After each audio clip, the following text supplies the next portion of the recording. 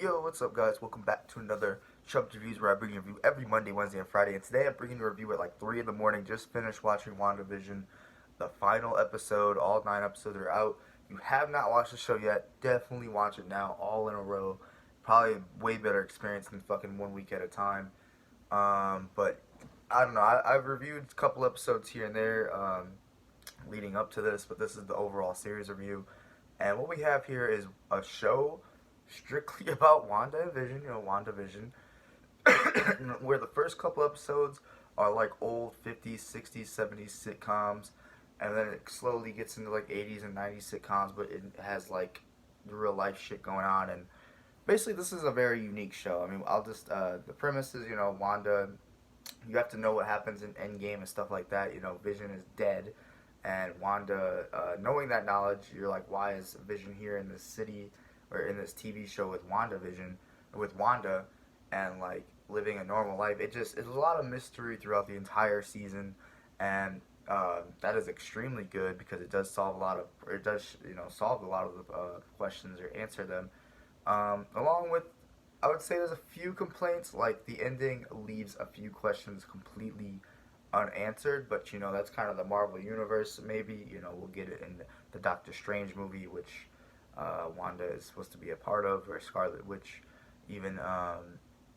And yeah, it'll be interesting. And this is a really interesting show. It touches on a grief. Why is she even making this world, and other people in the town, like suffering from her controlling this world. And you get this outside point of view of the Sword team. It's kind of like Shield, but it's Sword and Shield, and they are like trying to get a hold of Vision and Wanda from inside the hex is what they call it, inside this like hex of Wanda's magic controlling the city.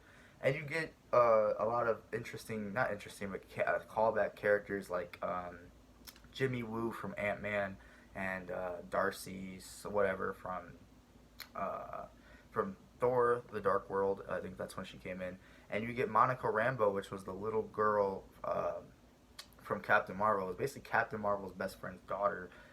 So you get all these like tie-ins that make all these characters a little bit more interesting. I would say out of those 3 side characters, Monica, even though she gets the most screen time, even gets a lot of interesting stuff that happens to her, she is the least favorite character for me. She just kind of has nothing to do in like the last 3 episodes, I felt like, even though she was just got like thrown into the story. I don't know. She's probably going to be a part of something else. They shouldn't have put her in this show, because besides her, this show, as much as like one of the flaws are like the show comes out weekly. Therefore, a lot of fan theories and my own theories are actually like way bigger and better than what's actually going on.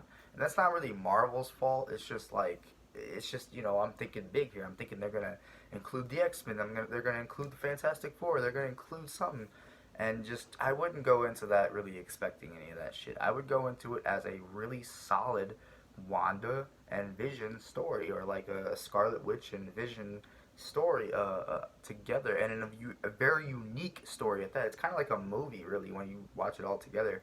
It could have been a movie, but it's based on sitcoms, and like it pays homages to shit like Malcolm in the Middle and Bewitched and Modern Family and The Office. It's just all types of references like that, and old school commercials, and then also like the stuff they do with color. The first few episodes are in black and white, and then it slowly transitions to color. It reminded me of I can't think of what movie did that, but there's a movie that does that, and it's really cool. And even the ratio of the screen, it goes from like this to like a wider movie ratio at times, and the way the camera changes, and just the tone is very eerie and like scary. Sometimes you're constantly getting kind of chills. I wouldn't say scary, but it's intense. That's the word, intense. You get chills when Wanda.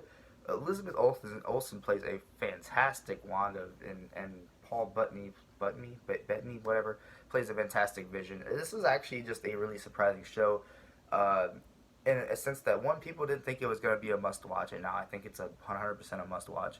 It makes characters that no one really were that interested in very interesting, very deep characters, emotion heavy, and just fucking well acted. I mean, I am just coming off watching the show, so I'm gonna get a little. I'm on the high from the show, but I think everyone's gonna agree it's pretty good. It's not as mind blowing as any of the theories said, But if you just take it as a Wanda, as much as I like wanted those theories to happen, I'm kind of happy they didn't because they still gave me a satisfying in conclusion, a satisfying story, not too cheesy of an ending, to where it was like, oh, it was all worth it. It was an overall, it was a Wanda and Vision story, and I'm excited to see what these characters and specifically Wanda does in the future. Um, in the MCU, and yeah, I think this is just a must watch. I don't know if you own Disney Plus, you gotta watch it, especially now that every episode is out. You could even rewatch it at this point. It's pretty good. I wonder if it feels like a movie when you rewatch it. Definitely let me know what you guys think down below in the comments. Like, comment, subscribe. My final verdict for this whole show, just because of its uniqueness, the fact of what they were able to do with characters you didn't really care about.